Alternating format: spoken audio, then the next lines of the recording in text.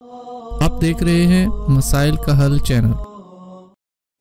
یا ایھا الذین آمنوا ان من ازواجکم واولادکم عدوا لکم فاحذروہم وان تعفوا وتصفحوا وتغفروا فان اللہ غفور رحیم۔ حمد و ثنا رب کائنات کے لیے، بے شمار صلاۃ و سلام سید الانبیاء سید ولد آدم محمد رسول اللہ صلی اللہ علیہ وسلم کی ذات پر حمد و صلات کے بعد اللہ رب العزت کا فرمان ایمانداروں سے اللہ پاک بات کر رہے ہیں، اے ایمان والو، بے شک تمہاری بعض بیویاں اور بعض اولاد تمہاری دشمن۔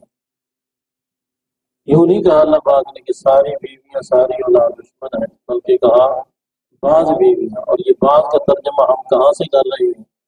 ان من، عربی زبان میں یہ من مختلف معنی کے لیے استعمال ہوتا ہے۔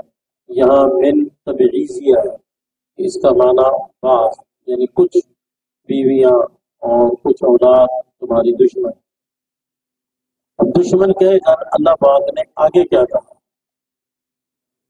یوں نہیں کہا کہ دشمنوں سے قطع تعلق ہے، یوں نہیں کہا کہ دشمنوں سے اپنا آنا جانا سب ختم کر، نہیں، بلکہ کہا فاحذروہم، دشمن ہے ان سے محتاط۔ ایسا نہ ہو کہ ان کی کوئی کمی کوتاہی تمہاری تباہی اور بربادی کا ذریعہ بن، اپنے آپ کو تم نے محتاط رکھا۔ لیکن ان کے ساتھ تمہارا رویہ کیسا ہونا چاہیے؟ وَإِن تَعْفُوا وَتَصْفَحُوا وَتَغْفِرُوا، اگر تم معاف کرو اور تم کیا درگزر کرو اور ان کی غلطیوں کو معاف کر دو، تو بے شک اللہ بھی غفور الرحیم ہے، اللہ بھی بہت بخشنے والا، بہت رحم کرنے والا۔ اس وقت یوٹیوب پہ اور فیس بک پہ حمیرہ اصغر ایک لڑکی کی بہت زیادہ وہ تشہیر ہو رہی، شاید کسی کو معلوم ہو کسی کو معلوم نہ ہو۔ حمیرہ اصغر جن کا اصل آبائی شہر لاہور ہے، پھر وہاں وہ اپنے والدین سے ناراض ہو کے وہ الگ رہ رہی تھی کراچی میں، اور اس کی موت واقع ہوئی ہے۔ مختلف تبصرے ہو رہے ہیں، کوئی کہتا ہے کہ 9 مہینے ہو گئے اس کو فوت ہوئے، کوئی اس طرح کہتا ہے، کوئی اس طرح کہتا ہے۔ لاش اس کی مسخ ہو چکی تھی اور پہچانے نہیں جاتے تھے، حتیٰ کہ جسم کے اعضاء اس قدر گل سڑ چکے تھے کہ وہ اٹھانے کے قابل نہیں۔ اس کی سابقہ زندگی، اس کے اوپر تبصرے ہو رہے ہیں۔ میرا یہ نہ موضوع ہے، نہ میں اس انداز میں کوئی تبصرہ کرنا چاہتا ہوں، میں قرآن و سنت کی روح سے کچھ نصیحت کرنا چاہتا ہوں۔ اس واقعے کو مد نظر رکھ کر قرآن کی یہ جو آیت ہے یہ بتلاتی ہے کہ اولاد جتنی بھی گندی کیوں نہ ہو، جتنی بھی بری کیوں نہ ہو، جتنا کردار اس کا غلط کیوں نہ ہو، ماں باپ کی سرپرستی نہیں ختم ہونی چاہیے، ماں باپ کی سرپرستی نہیں ختم ہونی چاہیے، ماں باپ کی سرپرستی قائم رہنی چاہیے۔ مثلا آپ کا ایک بیٹا، اس کو چوری کی عادت پڑ گئی، آپ غصے میں آ کے اس کو گھر سے نکال دیں، یا وہ آپ اس کے ساتھ لڑائی بھرائی کریں، مار پٹائی کریں اور وہ غصے میں آ کے نکل جائیں، تو یقین جانے اکثر ایسا ہوگا کہ جب وہ باہر نکلے گا تو پہلے سے زیادہ خراب ہو جائے۔ ماں باپ کے ساتھ رہے گا تو توقع ہے کہ اصلاح ہو جائے، ماں باپ کا کوئی ڈر ہے تو ممکن ہے کہ اس کی تربیت کوئی اصلاح اچھی ہو جائے، لیکن آپ گھر سے نکال دیں یا وہ گھر سے نکل جائے اور آپ قطع تعلق کر دیں، تو یاد رکھیں پھر زیادہ توقع یہی ہے کہ وہ اور زیادہ خراب۔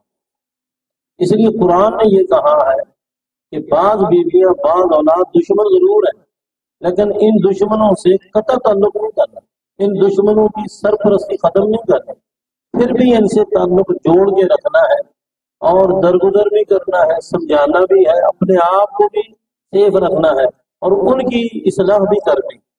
اگر یہ رویہ رہے تو کافی حد تک خرابیوں سے وہ محفوظ رہیں گے اور آپ کو بھی تکلیف۔ یاد رکھیں رسول اللہ صلی اللہ علیہ وسلم کا ایک فرمان ہمیں بہت زیادہ وہ سمجھاتا بھی ہے اور ہمیں نصیحت بھی کرتا ہے اور ہماری اصلاح بھی کرتا ہے۔ رسول اللہ صلی اللہ علیہ وسلم کا فرمان ہے کل مولود یولد علی الفطرہ، ہر بچہ فطرت اسلام پر پیدا ہوتا ہے۔ کوئی بچہ پیدائشی طور پر گناہ گار نہیں ہوتا، کوئی بچہ پیدائشی طور پر زنا کار نہیں ہوتا، کوئی بچہ پیدائشی طور پر منشیات کا عادی نہیں ہوتا، کوئی بچہ پیدائشی طور پر چور ڈاکو نہیں ہوتا اور نہ ہی وہ غلط کردار کا مالک ہوتا ہے، بلکہ پیدائشی طور پر وہ فطرت اسلام پر پیدا ہوتا ہے۔ اب یحودانی اور نصرانی اور مجوسی، اس کے ماں باپ اسے یہودی عیسائی مجوسی بناتے ہیں۔ کیا مانا؟ ماحول اور معاشرہ اس کو جیسے ملے گا۔ یہی لڑکی جس کی یہ کہانی اب چل رہی ہے، یہ پیدائشی طور پر تو گندی نہیں، پیدائشی طور پر تو ٹھیک تھی، آخر یہ اس لائن پہ کیوں آئی؟ اس میں پہلا قصور ماں باپ کا ہے، پہلا قصور ماں باپ کا ہے، وہ بعد میں قصوروار ہے، پہلا قصور ماں باپ کا ہے۔ دیکھیں جب ایک بچی کو آپ ایسے اسکول میں داخل کرائیں جہاں کا لباس اسلام کے خلاف ہو، جہاں کی تعلیم اسلام کے خلاف ہو، جہاں کا کلچر سارے کا سارا اسلام کے خلاف ہو، اور ابھی تو بچی ہے، اس کا تو کچا ذہن ہے، جب اس ماحول میں وہ جائے گی پھر یقیناً وہ اسی لائن پہ چلے گا۔ ہماری صورتحال دیکھ لیں ہمارے گھروں کے اندر، اللہ ہمیں معاف فرمائے، جب بچی پیدا ہوتی ہے تو ابھی وہ بیچاری بالکل اس کو دنیا جہان کا کوئی پتہ نہیں ہوتا، ہم اس کو لباس کیسا پہناتے ہیں، یہاں پٹی ہوتی ہے، سارا بعد اس کا ننگا ہوتا ہے، بعض اوقات اس کا جسم کا نیچے والا حصہ ننگا ہوتا ہے، پھر کچھ وہ بڑی ہوتی ہے، پھر ہم اس کا لباس اسی طرح کی اس کی خواہش کے مطابق سلواتے ہیں۔ ایک وقت آتا ہے پانی سر سے گزر جاتا ہے، پھر ہم کوشش کرتے ہیں کہ اب یہ سیدھی لائن پہ آئے، تو اس وقت وہ وقت گزر چکا ہوتا ہے جو وقت اصلاح کا ہوتا ہے۔ تو بچوں کو سکول میں داخل کراتے وقت یہ ضرور سوچیں کہ اس سکول میں ماحول کیسا ہے، اس سکول میں ماحول یقین کریں مدارس کے اندر بچیاں پڑھنے والی، مدارس کے اندر بچے پڑھنے والے، ان میں بھی کمی کوتاہی ہو سکتی ہے، لیکن اللہ قلیل، ورنہ اکثر ماں باپ کے مطیع اور فرما بردار ہیں۔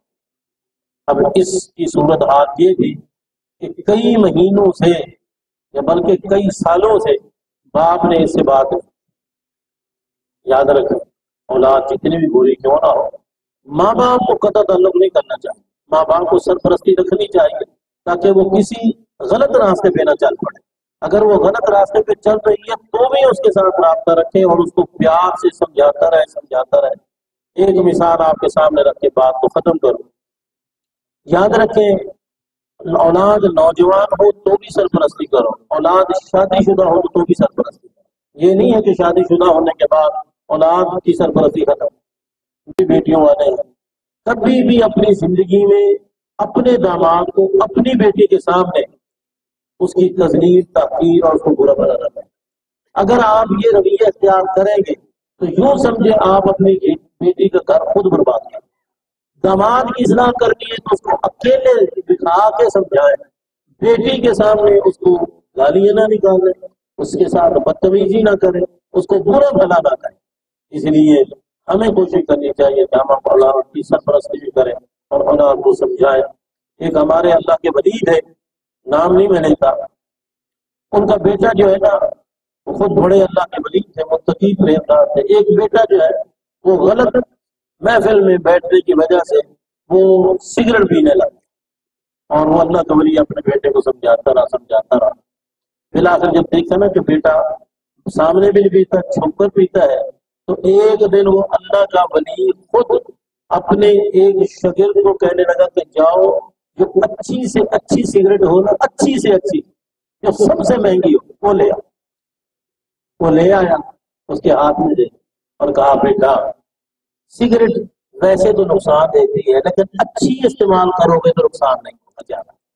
اللہ اور سمجھانے کا انداز ہے کہ بیٹا سگریٹ ہے تو نقصان دہ، لیکن کوئی اچھی پیوگے تو نقصان زیادہ نہیں ہوگا، اس لیے یہ اچھی ہے، قیمتی ہے اور مہنگی ہے، لیکن نقصان تھوڑا کرے گی، یہ پی لیا کرو۔ یہ بھی سمجھانے کا کیا ہے ایک انداز ہے۔ اپنی اولاد کی سرپرستی کرو، کبھی بھی اولاد کے ساتھ ایسا رویہ اختیار نہ کرو کہ الٹا تمہاری وجہ سے وہ زیادہ خراب ہو جائے، بلکہ اس کو اپنے قریب رکھو، پیار سے کسی نہ کسی انداز میں اس کی تربیت کرتے رہو۔ اللہ ہم سب کا حامی ناصر ہو، اللہ تعالی ہماری اولاد کو ہماری آنکھوں کی ٹھنڈک بنائے، اور یہ دعا کثرت سے پڑھا کرو، اس کے بڑے فوائد ہیں۔ ربنا هب لنا من ازواجنا وذرياتنا قرة اعين واجعلنا للمتقين اماما آمین۔ واقول قولی هذا واخر دعوایا ان الحمد للہ۔